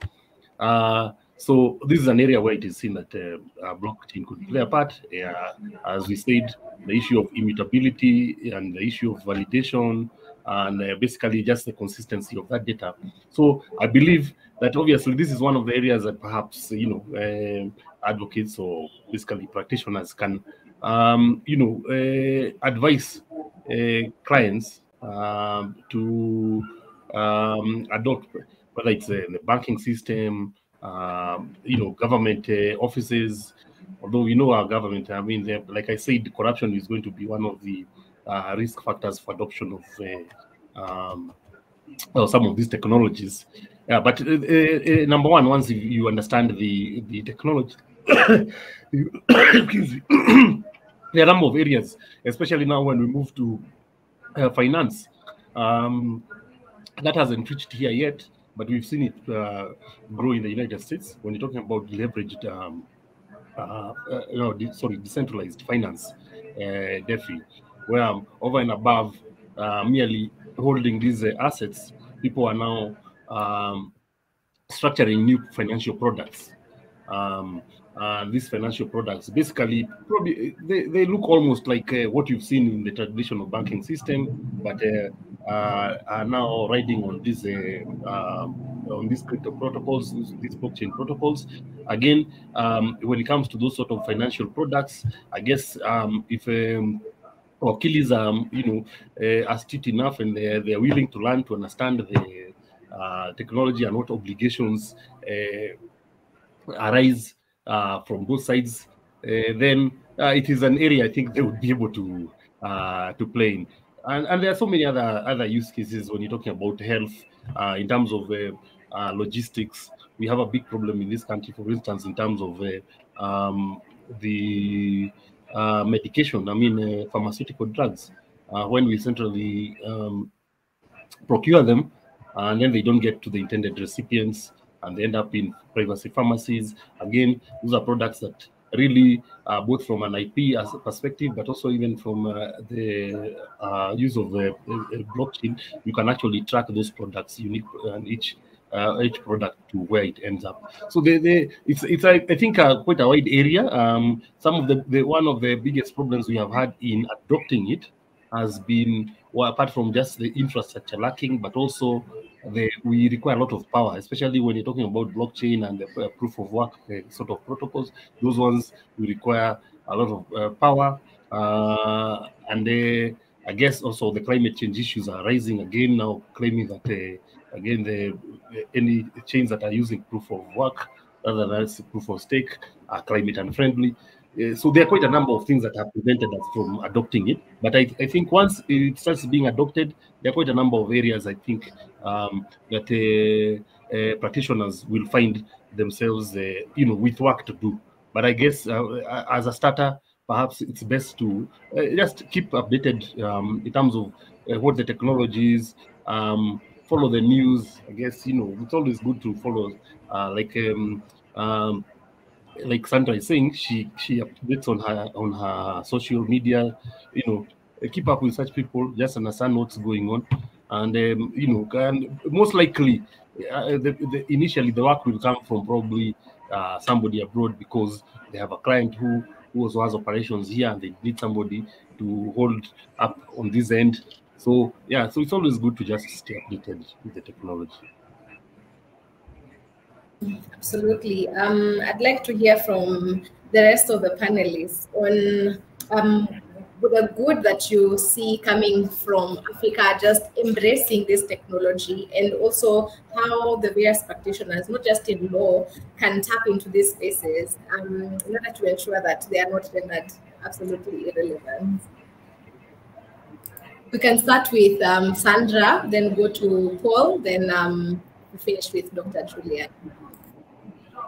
Okay, I'll talk for the accountants. So in April 2023, we had the final pronouncement for the Code of Ethics for accountants. So our new Code of Ethics has now covered technologies like blockchain, artificial intelligence, and the like. So this is a new development in the accountants professional, and we are now looking into what should be the accounting standards, what should be the auditing standards in relation to these technologies of the fourth industrial revolution, cryptocurrency being one of them. Thank you. Thank you, Sandra. Paul? Yes. So for me, especially in Africa, I see many opportunities. And one of the driving factor for me in this is that Africa has the most youthful population in the world, and so what that means is that you have a big population that are really, they are really open to exploring new ideas, new technologies, and then also considering that this population, they are very tech savvy. So that means that they can be able to adopt these technologies very fast. And actually, that's one of the reasons why Africa, I think, is among the front runners when it comes to crypto adoption globally.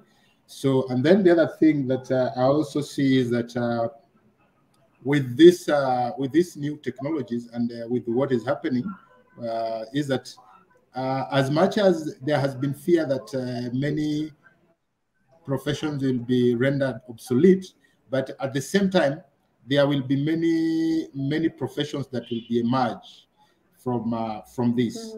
And just to give an example, like even for where Sandra has been operating, for example, we'll need to have crypto accountants, people who are specifically specialized in looking at crypto assets or digital assets. So, for example, for programmers, you have, for example, new professions that are emerging up, like, for example, a smart contract developer. These are things that did not exist before. You have, you have, for example, a DeFi expert. You have, so many and so forth. So there are a lot of opportunities. You just need to, to look hard, and you'll be able to see these opportunities. And then the other thing that I think for me is very, very crucial and fundamental is that one of the reasons why I'm so passionate about these technologies is that they bring in decentralization, and this decentralization just levels the playing field. So that, for example, today, for you to be, let's say, like, for example, to be an entrepreneur within the space, it is not very prohibitive. You'll just need your skills, probably to have maybe a laptop and a working internet. That's all you need to probably even become an entrepreneur.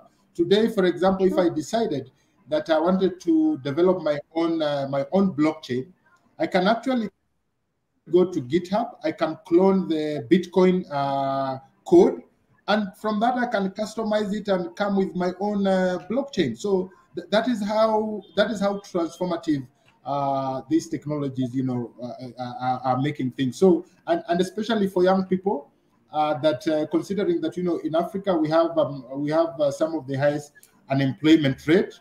I think this is just one area that if our young people can equip themselves with the right knowledge, with the right skills, then in the next couple of years, Africa could actually be the biggest exporter of skilled labor globally.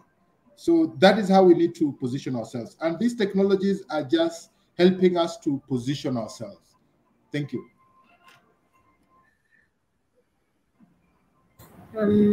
Dr. Julian. Thank you so much, Monica. This has been very well managed. My final remarks would be nobody is comfortable with disruption. We all enjoy operating within a space of status quo. Blockchain has come to disrupt that. And that's why we are hearing all this noise, both locally, regionally, and globally.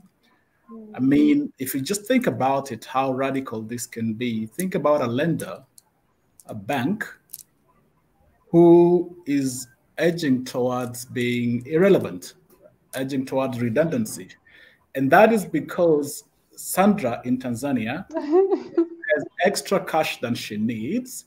And through this particular infrastructure, I can see that she has those funds, and I'm in need of those funds. And we can go into a contractual agreement enabled by smart contract so that she can give me that which is surplus to her. That technically renders somebody else redundant.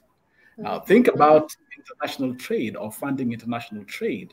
You're moving things from Singapore to Nairobi. Before you needed some level of guarantees from the bank. Now we are saying that upon a certain level of performance that has been fashioned or formulated within a smart contract, that we can see an end-to-end process without the involvement of a third party. Now, for me, that is phenomenal. So we have not even touched the use cases to the depth that it should scare us to the level that we should. Blockchain, crypto, Web3 is here to stay. I can tell you that. Whether we want to regulate it or not, and if we regulate it, these young people will still come up with a different system that will allow them to interact and engage the way they want. So the sooner we embraced that and accepted that to be part of our lives, and that is why I, being so gray, I'm so deeply involved in this, because I don't want to be left behind. We have no choice but just to support them and to guide them. That's what I think. We are focusing too much into the human aspect. And Sandra did a very good of describing what crypto is. If you look at some of those people who have lost money in that space, it's not because they went in it for the right reasons. They went in it to speculate. And when you go into something to speculate, that is what you should expect. Sandra, am I wrong? Yeah, you're right. You're right. It will either work for you or not. And now for that reason, Paul, we have to regulate crypto. I find that very ironical and a big paradox. I think for me, that is my closing remarks. Let's just seize the bull by the horns. Let's embrace this technology and let's run with it. That's what I have to say. Thank you. Thank you so much, Dr. Julian. Can I talk for 1 minute? Yes, Sandra. Yeah. Okay, the other interesting thing on my side is that those who are into the technology day in, day out are the young ones, and those who are making the regulations are not into the practice. So that's the challenge again. I just wanted to make that comment. Thank you. Personally, I think there are some of the opportunities that I foresee in this space is people in the policy space, because we shall need, and I know Dr. Julian does not want to hear this, but as nations, we need some sort of policies that will,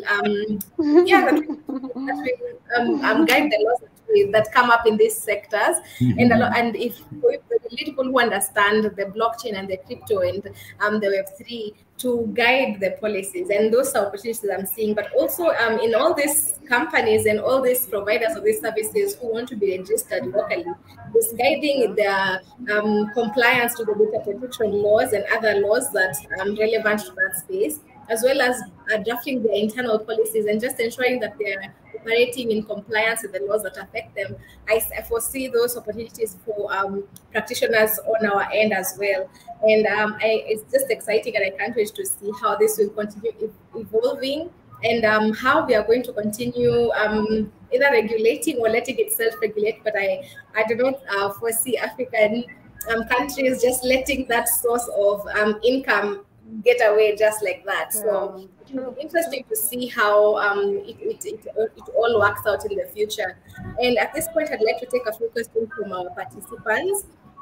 And for there was a question that was asked: what are the privacy risks when trading in crypto? And I think I'd like to hear from Sandra and James on this. What are some of the risks that on privacy that you can think of, apart from the fact that Paul mentioned that it's decentralized and information can be accessible to anyone on that particular network? What are some of the other risks on the people's privacy when they are dealing in this in crypto?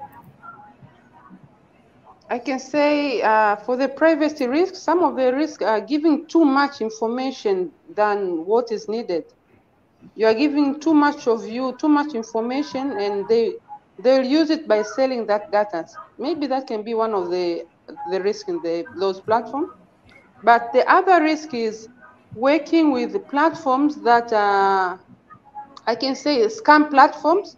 So there have been a lot of scam platforms. You might think you are working with a legit platform, but at the end of the day, you find it to be a scam platform. And when that platform disappears, it disappears with some of your data, with your information. I can say that. Thank you.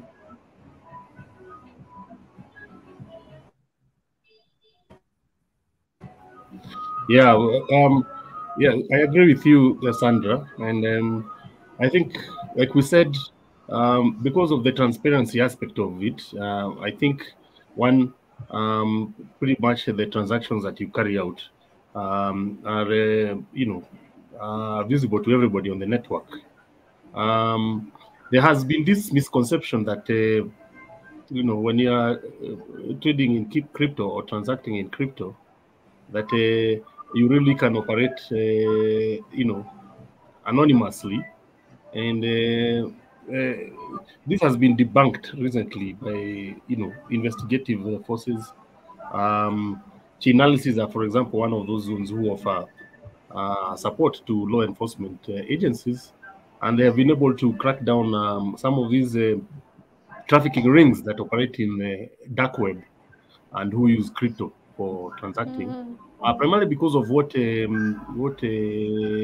Paul said earlier, that eventually, even if you're operating with crypto, there is a purpose for which you're using, and therefore, at some point, you may need to turn that into cash in the real world for you to use it. And at that point is where a lot of people get caught.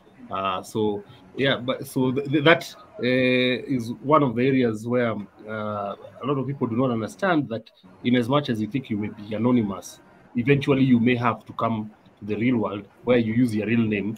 If you're talking about the financial system, then the KYC rules apply, and therefore you have given all this information. Maybe the only other privacy issue I would also say is that it's more to do with let's say what WorldCoin is doing. WorldCoin, they're scanning people's irises. They say they use an algorithm that is that creates some sort of a hash code, and that is what is stored, and not really the details of the iris. You see, one of the rights of data subjects under data protection laws, pretty much everywhere in the world where data protection laws have been passed, is the issue of consent. And consent, for it to be granted willingly, then you should be able to withdraw it willingly. Now, as we mentioned earlier here, the immutability of blockchain records necessarily means that once that information from the iris has been taken and encoded and into the blockchain, it cannot be deleted. So really, your rights as far as a data subjects when it comes to withdrawal of consent are limited to the extent you may not be able to have that information withdrawn just because of the nature of the technology. And obviously, that could scare anybody, because if you're saying that once you surrender this biometric information, then you may never have it back, and you have no way of knowing how it is being used, which third parties are able to share with it. You walk into an airport in another country, already they know you. If it's a government which is not, which is friendly with your government, and you're deemed to be unfriendly to your government, then you're apprehended there with your broadband. So there are a lot of so yeah. So when it comes to blockchain, in terms of when you provide your details, it may be good to understand that the limitations to which you may be able to extend your data subject rights, the subject access rights. That some of that information, once you give it, you may not be able to withdraw it. Thank you. Thank you. And I think, James, you've introduced a very important aspect, I think, that we've just glazed over on the rights of the data subjects in relation to crypto and in relation to crypto and the blockchain technology.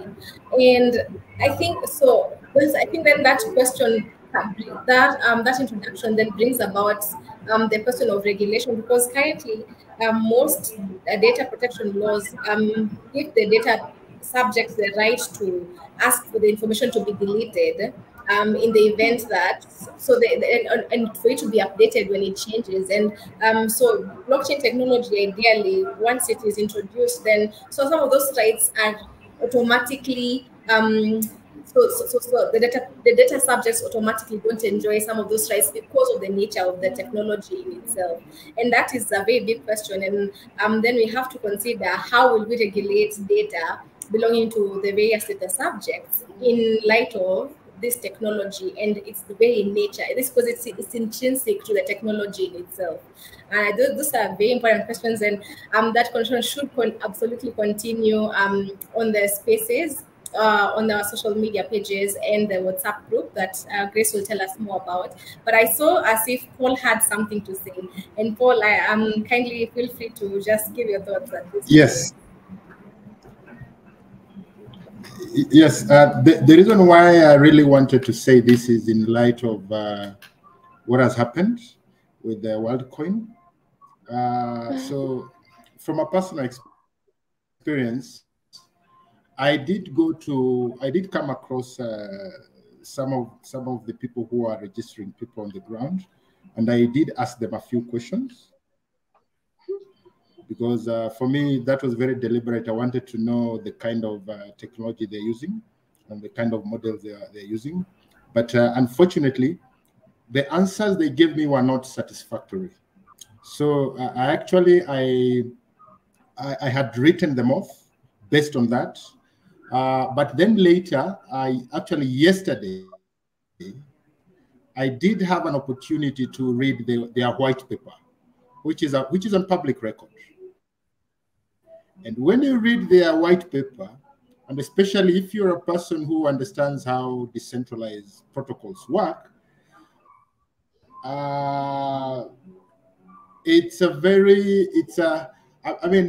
one of the advanced technologies because, for example, one of the issues that has always come up when I have interacted with players within the traditional finance, the biggest concern has always been that, for example, crypto is being used to, for illicit transactions. Yeah. So for them, that is the biggest reason why they would want regulation. But then we already have technology that can take care of that. And when I read the white paper for WorldCoin, I mean, they are implementing some of these nice things that I was just, that I've been very passionate about. Something called zero knowledge proofs. So zero knowledge proofs works in a way that, for example, I can prove that my name is Paul Makolaka without necessarily sharing with you my ID card or without having to, to give you my passport. But I can prove that I am Paul, that I am who I say I am. And if you look at, this WorldCoin white paper, specifically, they have given two options. That, for example, option number one, you can say that you want your data to, to be kept. And they have even gone ahead to say, later, if you want that data to be erased, you have a right to recall it. That is a clear provision they have put. And then the other option they have said, you can delete your data immediately. And the data that is being held, and I think this is very, very important for public knowledge and education, is that, for example, the data that you get from my iris is not connected to any of my personal information. Yes? So that it is just held in form of a code or a hash, for that matter, so that in any way, this data will only prove that I am a human being and I am not a robot. So this is one of the biggest challenges they are trying to solve in this age, whereby we have bots, we have AI, and as we move into the future, it's going to be very, very difficult to differentiate between a bot or an AI and a real human being in a digital space. So this is one of the biggest challenges they are actually trying to solve. And if you understand the mechanics of how this works, I mean, this is a beautiful technology. I mean, for our, I've heard the statements from, our government agencies. I think it is for me, it is very, very responsible to make the pronouncement they have made without even understanding what they are talking about. Thank you. Thank you, Paul. I think you've really tickled CPA Sandra, but I think I'll just proceed to the next question from our panel, from our participants. We have Isdol Mdetele from Tanzania, and they're asking, with the world moving so fast when it comes to artificial intelligence and automation, as well as cryptocurrency, so you are the major. So what are the major roles, that you are doing in the part of influencing our governments to make sure that after some time we will not be a slave to the system by importing technology from outside? As now the technology is not matured, meaning we are not late to join in and see impacts in all aspects of life. I believe maybe Sandra is best placed to advise us on this. Are you doing anything to advise the government or influence the government so that Africa is not left behind and we are left to rely on importing technology from outside other countries or continents? Sorry, Sandra. Yeah. Oh, okay. I'm trying to my level best to motivate that we have local products, and so far we have universities that are now coming up with blockchain products. For example, University of Dodoma, they have a lot of projects in related to blockchain, and actually they have even developed a simulation for the central bank digital currency. And I've seen some of the universities are now coming up with the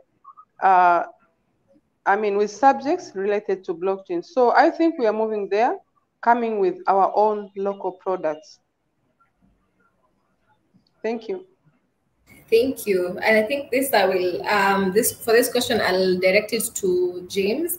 How do you prosecute criminal actors using blockchain without regulation? For example, money launderers, hackers, and scammers, do we let them walk free because we don't have regulation? Then he gives this opinion that he believes regulation is important to protect users of blockchain systems. And I agree with that. But James, you can advise us on how do we currently prosecute criminals in these spaces, and how can we move forward to ensure that that there's some sort of regulation and that one can be prosecuted for breaking the law in these spaces?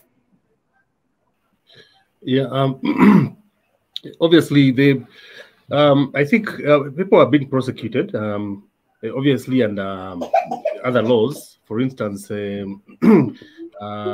Computer Misuse and Cybercrimes Act has been used, especially when it comes to matters of fraud, embezzlement, that sort of thing. That has been applied.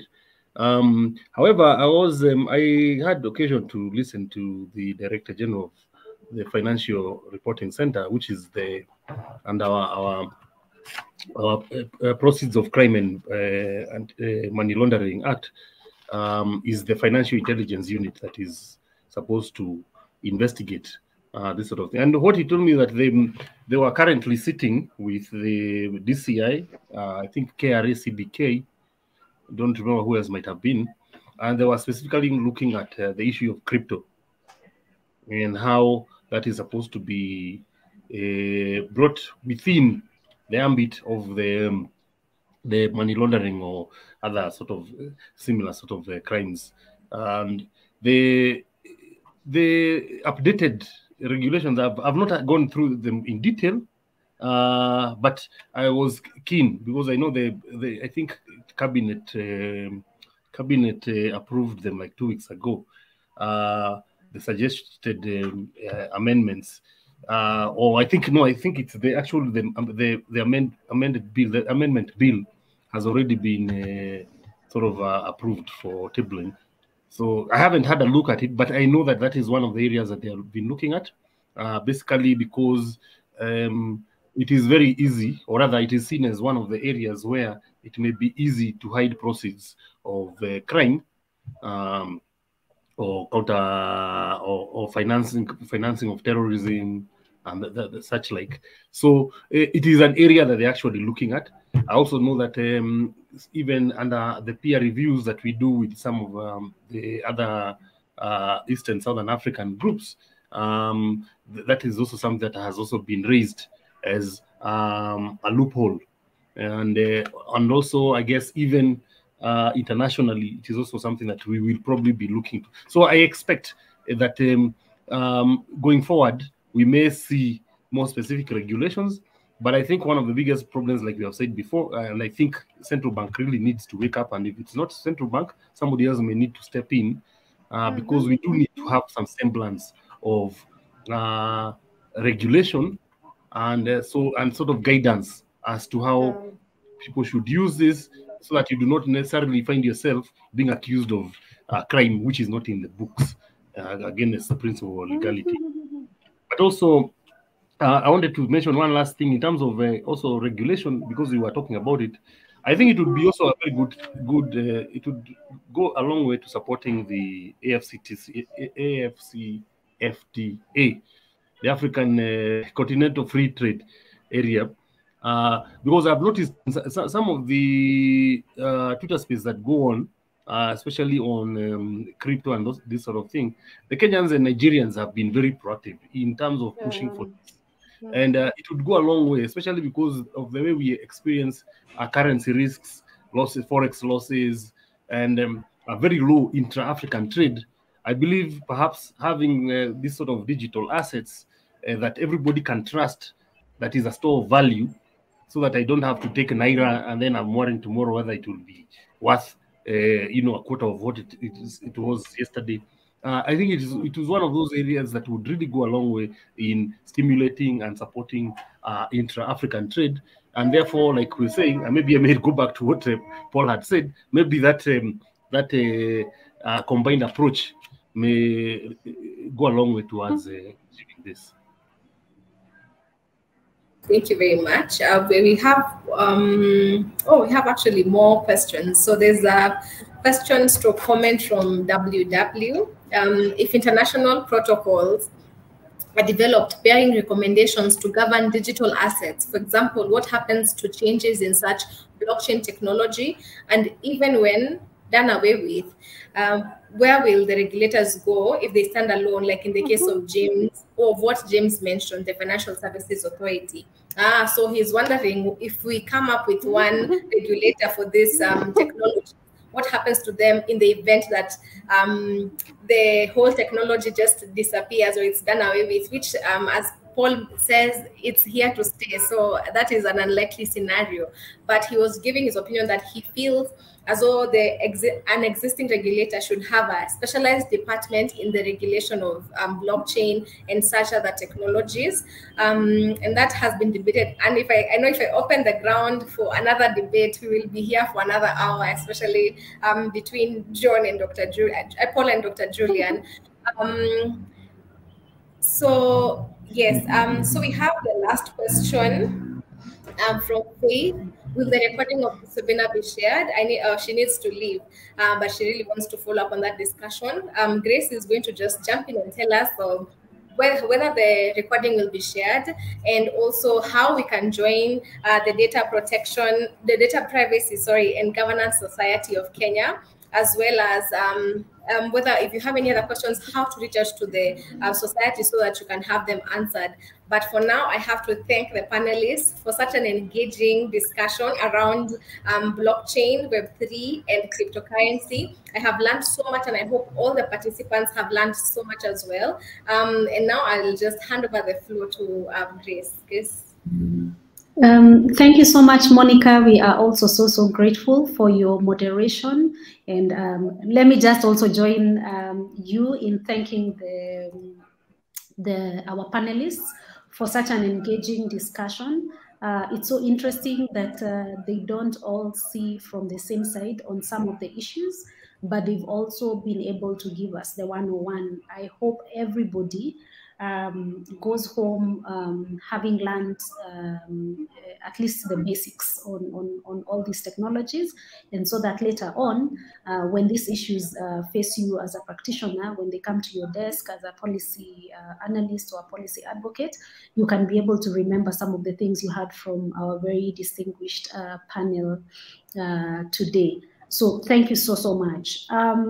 Like I said at the beginning, this is something we do every month. And this month we have collaborated with the Africa Blockchain Youth Ambassadors. And I'm sorry, I kept calling it association. And Paul has just shared the link, or rather a direction to where you can be able to get the link. It's on the Abya Africa YouTube channel. Please look for it over there. For myself, I'd just like to ask anybody who wants to join the Data Privacy and Governance Society of Kenya to contact us on that email. We are also online on all the social media spaces. In fact, we did a thread on this conversation as it was going on because it was so interesting. We couldn't help ourselves. So on Twitter, we are at DataGov Pros KE, and you can see that and you can be able to follow us. So once again, thank you so, so much to the Africa Blockchain Youth Ambassadors. This is such an interesting collaboration because for most of the people, especially the lawyers, this was more of a learning situation from the techies in blockchain. So we really, really thank you for taking the time to train and educate us. And we look forward to further sessions where we can take a more advanced class on these issues. So with that, unless there is something that maybe ABYA would like to say, if they have nothing to say, they can also declare the meeting officially closed and let us go in peace. So over to you, Paul.